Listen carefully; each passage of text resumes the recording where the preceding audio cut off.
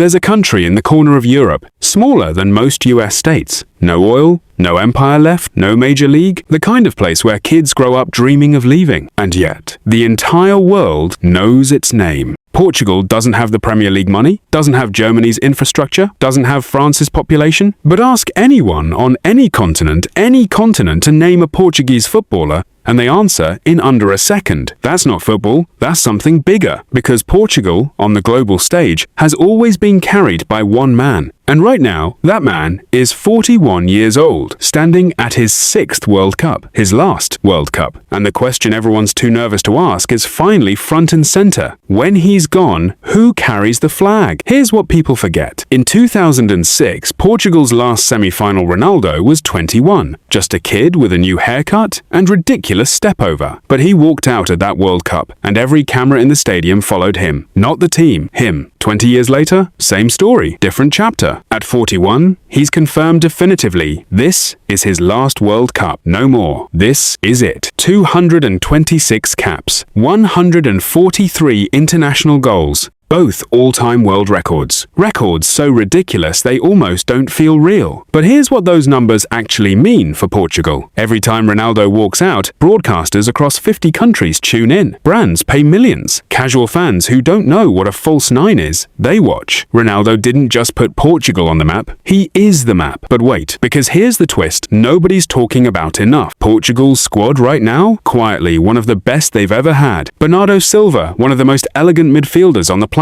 Ruben Dias, arguably the most complete centre-back in world football. Vitinha, João Neves, Gonçalo Ramos. These are names, man. Leao, Felix, Pedro Neto. Portugal has talent real, generational, once-in-a-decade talent. The kind that wins tournaments. The only problem? The world still looks past them, still waiting to see Ronaldo, which makes 2026 the most important moment in Portuguese football in 20 years. Because if Ronaldo gets his World Cup moment, the whole country exhales. And if this golden generation without him finally steps up, Portugal doesn't just stay on the map, they redefine it. So who puts Portugal on the map? Easy answer? Ronaldo. Always Ronaldo. But the real answer? It's the weight of a small nation that never stops believing it belongs at the biggest table. It's a boy from a tiny island who refused to be small. And it's a generation right behind him watching, waiting, ready, who now have to prove they can carry what he built. FIFA 2026 isn't just a tournament for Portugal. It's a handover. The question isn't if Portugal belongs on that stage. The question is, after number 7 walks away, who writes the next chapter?